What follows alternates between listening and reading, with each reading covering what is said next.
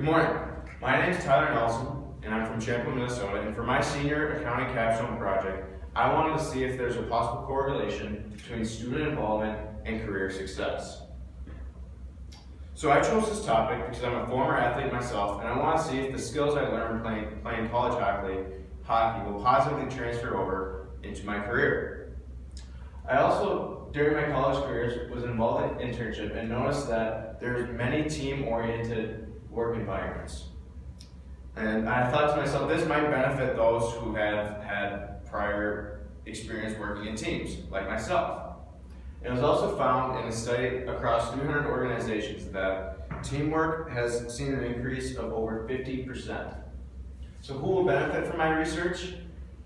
Hopefully, college students who are or are thinking about joining college sports or clubs, but also employers who are looking to find the best candidates who will fit their organization and also succeed. So for my specific research question, I wanted to find out, are former college athletes or club participants more successful in their careers? Now the key word here is successful. There's many ways to define successful, but for this purpose, I'm going to define success in a few areas. One of them being income, their ability to lead, their ability to manage time effectively, their engagement at work, stress levels, their confidence to solve difficult problems, and their ability to communicate with others. So existing research that I found, there's found that there's favorable findings for former female athletes. 48% of former female athletes felt that they were engaged at work versus only 31% of non-athletes. It was also found that 62% of former female athletes were fully employed versus only 56% of non-athletes. And a different study done by EY found that former female athletes earned 7% higher income than non-athletes.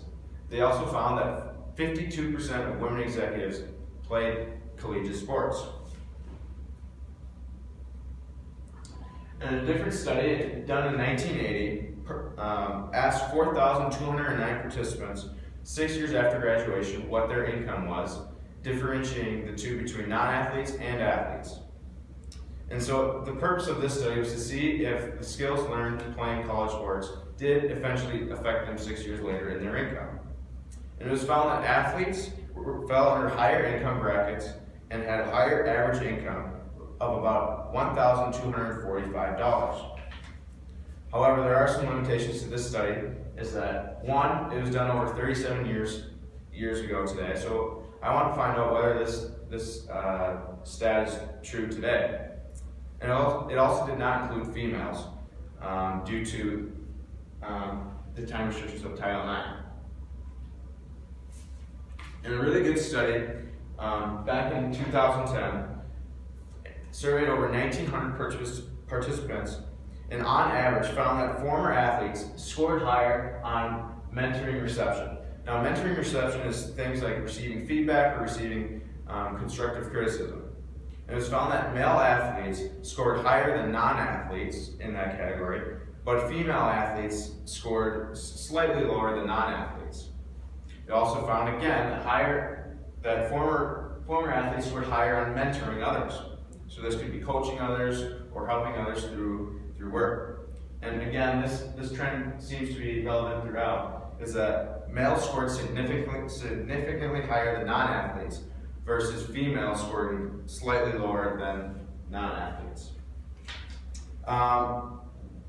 Again, former athletes also scored a higher score on emotional intelligence. Again, males scoring higher than non-athletes and females scoring slightly lower than non-athletes.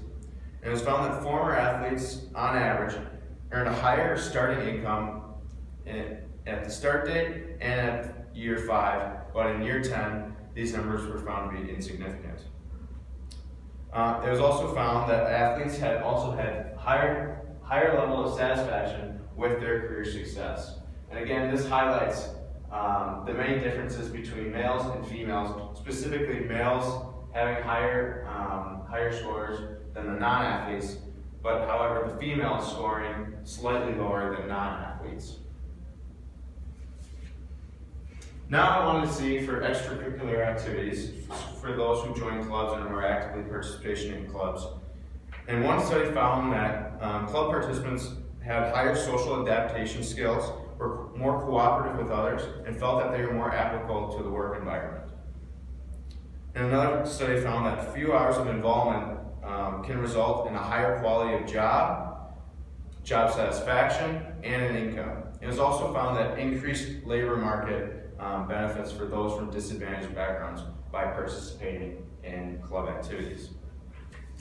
So in conclusion of my findings, I found little research done on the involvement of college students in clubs and their future career success. So that's definitely an area that I'd like to do with my research to really hone in on. I also found that across all studies that the males benefited in income, satisfaction, as well as dealing with others. But we also found that females earned a higher income, but scored lower in other areas compared to non-athletes. And so now for my findings. And for my findings, in comparison to athletes and non-athletes, on just their income alone, it was found that athletes earned, on average, less than non-athletes, which goes against my existing research. But it was found that female athletes did make more than non-athletes, and that male athletes made less than non-athletes. However, there was a few outliers in my study. One non-athlete had an income of over $750,000. I also asked my respondents to assess themselves on a 1 to 5 scale on personal accountability, leadership, time management, stress levels, confidence to solve difficult problems, career satisfaction, and their communication skills. And again, comparing athletes to non-athletes, athletes had favorable findings in only 2 areas. Those 2 areas being leadership and confidence to solve difficult problems, whereas non-athletes were favorable in the rest of the areas. I also want to do the exact same thing for those involved in clubs. It was found that those involved in clubs had higher incomes than those who weren't involved in clubs. Again, but this may not be true as a whole, because I only found, of my respondents, only 2 respondents were not involved in clubs in college. But also, possibly in the future, I want to possibly differentiate those who are more involved versus those who are less involved and see what their incomes are then. I also asked the same question as my athletes and non-athletes on their self-assessment on the skills.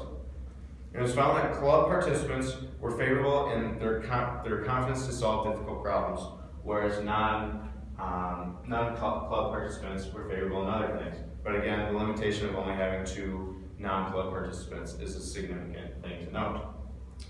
So for my future work to do, I want to continue to analyze my survey results and dig deeper into possible correlations.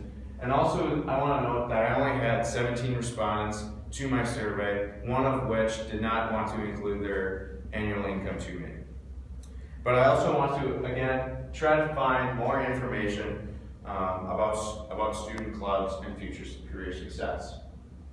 Thank you.